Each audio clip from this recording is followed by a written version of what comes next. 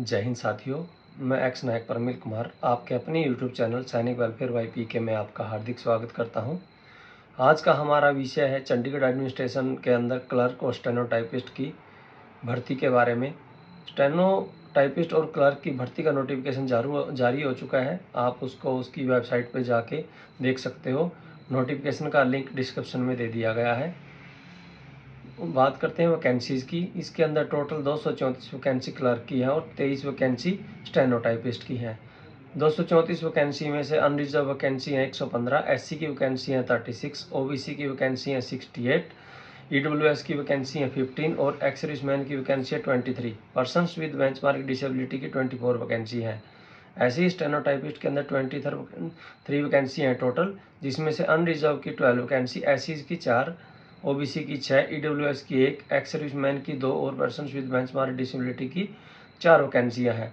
Online आवेदन है totally. Offline का इसमें कोई फॉर्म एंटरटेन नहीं किया जाएगा। ऑनलाइन आवेदन 6 अप्रैल 2026 से शुरू हो चुके हैं और जिसकी अंतिम तिथि 26 अप्रैल 2026 है। ऑनलाइन अगर किसी की पेमेंट करनी पेंडिंग रह जाती है तो आप 29 अप्रैल 2026 तक कर सकते हो।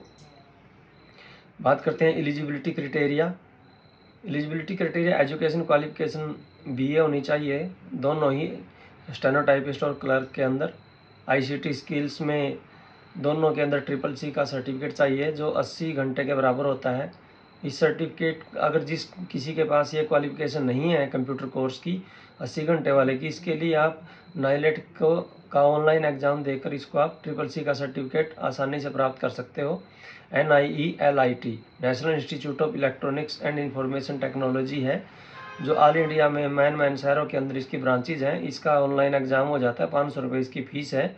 जैसे आप अप्रैल में अगर अप्लाई कर सकते हो जून में, और मई में अप्लाई करोगे तो जुलाई में, मतलब जिस महीने आप अप्लाई करोगे उसके 2 महीने बाद आपका एग्ज़ाम हो जाएगा और वो आप पढ़ाई करके आसानी से वो सर्टिफिकेट ले सकते हो। उस सर्टिफिकेट की ज़रूरत आपकी डॉक्यूमेंट वेरिफिकेशन के समय पर पड़ेगी, इसलिए आप समय रहते ये सर्टिफिकेट अवेल कर लेना। कंप्यूटर जो क्लर्क का जो है उसकी टाइपिंग होगी कंप्यूटर के ऊपर, उसमें 35 वर्ड पर मिनट चाहिए। MS वर्ड में आपको टाइप करनी पड़ेगी। साइड में आपको एक A4 शीट दे दी जाएगी, उसके ऊपर टाइप्ड मटेरियल होगा जिसको आपने कंप्यूटर पर अंकित करना है। कंप्यूटर पर जैसे आप उसको टाइप करोगे तो आपको एरर का बहुत ध्यान रखना है। एरर नहीं होना चाहिए, उसके अंदर बहुत कम एरर चलेंगे। जैसे अगर आपने 10 मिनट का टाइम मिलेगा, 10 मिनट में 50 की स्पीड से 500 वर्ड टाइप कर दिए और उसमें आपकी 16 मिस्टेक हो गई तो 50 - 16 34, तो आप क्वालिफाई नहीं कर पाओगे। तो आपकी मिस्टेक्स अगर 50 की टाइपिंग करते हो और 15 या उससे कम ही आपकी मिस्टेक होनी चाहिए, तब आप पास माने जाओगे। ऐसे ही स्टेनोटाइपिस्ट में आपकी डिक्टेशन है वो 80 वर्ड पर मिनट होनी चाहिए। 10 मिनट का आपको टाइम मिलेगा और जो आपकी ट्रांसक्रिप्शन है वो 50 मिनट की होगी कंप्यूटर पे। टाइपिंग है, जो आपकी डिक्टेशन है, जो आपकी ट्रांसक्रिप्शन है, सब आपका इंग्लिश लैंग्वेज में होगा, हिंदी में आपका कुछ नहीं होगा। ग्रेजुएशन दोनों के लिए सेम मैंने आपको बताई दी। कंप्यूटर सर्टिफिकेट, टाइपिंग स्पीड ये हो गया है। उसके बाद एज क्राइटेरिया है 18 से 27 साल। बाकी जिसकी जो एग्जाम्पशंस हैं एज में वो आपको सबको मिलेंगी। जैसे मैं आपको बता देता हूँ, एज में SC को 5 साल, OBC को 3 साल, पर्सन विद बेंचमार्क डिसेबिलिटी है उसमें अनरिजर्व को 13 साल, अनरिजर्व को 10 साल, OBC को 13 साल और SC को 15 साल की छूट है। बात करते हैं एक्स सर्विसमैन की। एक्स सर्विसमैन को 3 साल की एक्स्ट्रा छूट है। 3 साल मतलब जो आपकी सर्विस जितनी आपने की है सर्विस प्लस 3 साल, वो आपने अपनी एज में से घटा देनी है। तो उस हिसाब से फिर आपकी 27 साल से कम उम्र होनी चाहिए। उदाहरण के लिए बता देता हूँ, जैसे आपने 17 ईयर्स मान लो सर्विस की है तो 17 + 3 20 हो गया। 20 आपकी उम्र 47 से कम होनी चाहिए, 47 या उससे कम होनी चाहिए 26 अप्रैल 2026 को। एज की कट ऑफ डेट है वो 26 अप्रैल 2026 ली गई है। उसके हिसाब से आप 18 साल से उस दिन कम नहीं होने चाहिए और 27 साल से आपकी उम्र ज़्यादा नहीं होनी चाहिए। यही है। और एज का रूल एक्स सर्विसमैन के लिए हर जगह यही है। आप कहीं भी चले जाना, जो 14 अगस्त 2014 का भारत सरकार का लेटर है department of personal and training का, वही एज के लिए हर जगह माना जाता है। बात करते हैं इसके सिलेबस की। इसके अंदर 2 एग्ज़ाम होंगे, वो एक ही दिन होंगे, एक मॉर्निंग शिफ्ट में, एक इवनिंग शिफ्ट में। मॉर्निंग शिफ्ट का एग्ज़ाम भी 100 नंबर का होगा और इवनिंग शिफ्ट का एग्ज़ाम भी 100 नंबर का। मॉर्निंग शिफ्ट में आपकी इंग्लिश हो जाएगी, जीके होगी और उसके बाद होगा कंप्यूटर। 40 नंबर की इंग्लिश, 40 की जीके और 20 नंबर का कंप्यूटर। इवनिंग सेशन का पेपर 2 से 4 होगा, इसमें मैथमेटिक्स 40 नंबर का, स्टैटिस्टिक्स 30 नंबर की और 30 नंबर की रीजनिंग होगी। सबसे पहले आपका रिटर्न एग्ज़ाम होगा, OMR बेस होगा ये एग्ज़ाम। जो आपका रिटर्न एग्ज़ाम है, इसमें आपको अलग से लिखना नहीं पड़ेगा, OMR पे आपने ऑप्शन ही भरने हैं दोनों पेपरों के अंदर। जो बंदा इस पेपर में मिनिमम क्वालिफाई के लिए मार्क्स हैं, वो 40 मार्क्स चाहिए हर पेपर में, दोनों में 40-40 मिनिमम चाहिए। अगर 1:20 एक वैकेंसी पे 20 कैंडिडेट, अगर इससे ज़्यादा कैंडिडेट पास होते हैं पेपर में तो भी 1:20 से लिए जाएंगे टाइपिंग के लिए। टाइपिंग और स्टेनो का जो सिर्फ क्वालिफाई, उसके एग्ज़ाम नहीं, उन एग्ज़ाम में मार्क्स नहीं जुड़ेंगे कहीं भी। मेरिट उस सिर्फ जो आपका रिटर्न एग्ज़ाम होगा उसके बेस पर बनेगी। टाइपिंग और स्टेनो की जो डिक्टेशन है वो सिर्फ क्वालिफाइंग है, इसलिए पहले पेपर होगा और उसके बाद में टाइपिंग का होगा।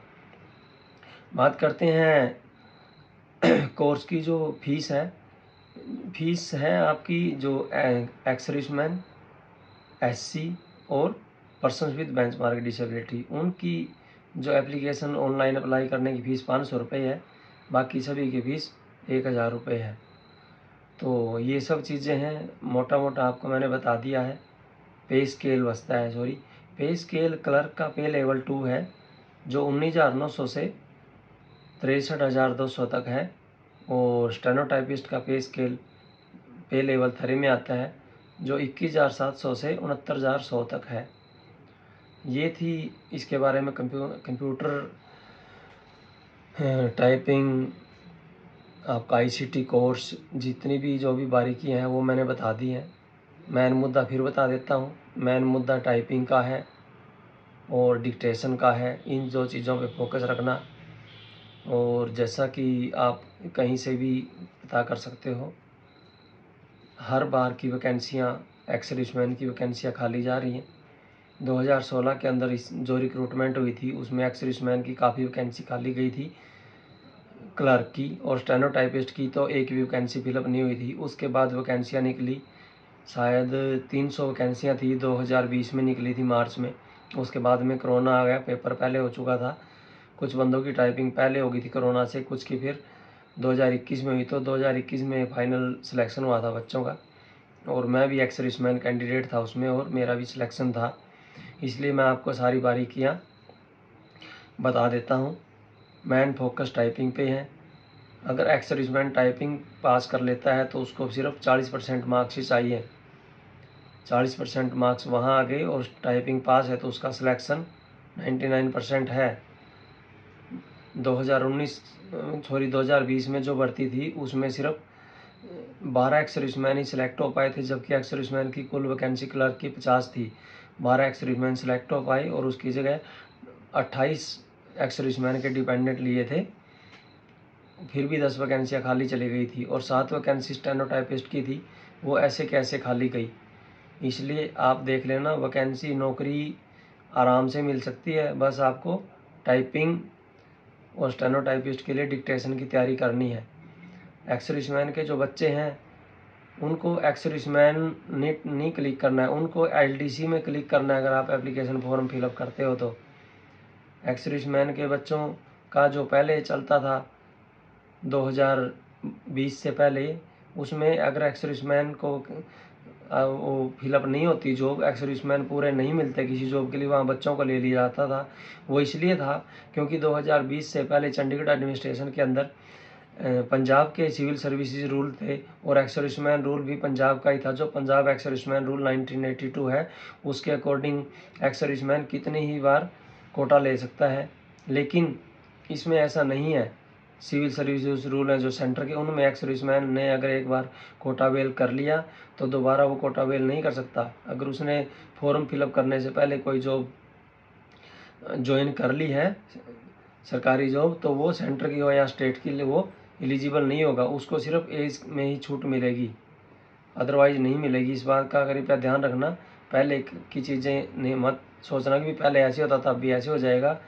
और जो एप्लीकेशन फॉर्म है, एप्लीकेशन फॉर्म फिलअप करते हो तो आपको बार बार ध्यान रखना है एप्लीकेशन फॉर्म में कोई मिस्टेक ना हो जाए, क्योंकि डॉक्यूमेंट वेरिफिकेशन के टाइम पे जो आपने एप्लीकेशन फिलअप किया उसका प्रिंट आपको साथ रखना होता है, आपके डॉक्यूमेंट्स आपने साथ रखने होते हैं। अगर कोई भी छोटी सी मिस्टेक है तो आपको एंटरटेन नहीं किया जाता, आपका कैंडिडेचर रिजेक्ट कर दिया जाता है। आप कहीं भी घूमते फिरो आपका कुछ नहीं होगा।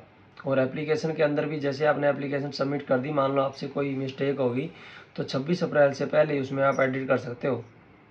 उसके बाद कोई इंटरटेन नहीं करेगा, कोई नहीं सुनेगा आपको। उसके अलावा भी आपको कोई हेल्पलाइन चाहिए तो DEPR.RECT@gmail.com पे आप ईमेल कर सकते हो, जिस पे आपको कोई भी हेल्प चाहिए तो वो आपको मिलेगी।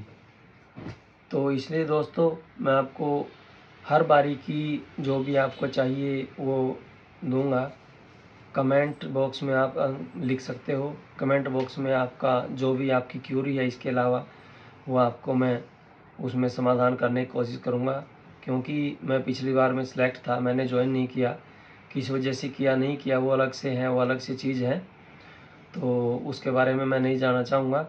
लेकिन ध्यान रहे टाइपिंग में अच्छी तरह से तैयारी करना और इसमें अपना सिलेक्शन लेना। वीडियो ज़्यादा से ज़्यादा साथियों तक शेयर करना। एक्स सर्विसमैन के साथ साथ सिविल बच्चों का भी इसमें मामला है, इसलिए अपने हर व्हाट्सएप ग्रुप में इसको शेयर करना और अपना ख्याल रखना। धन्यवाद। जय हिंद, जय भारत।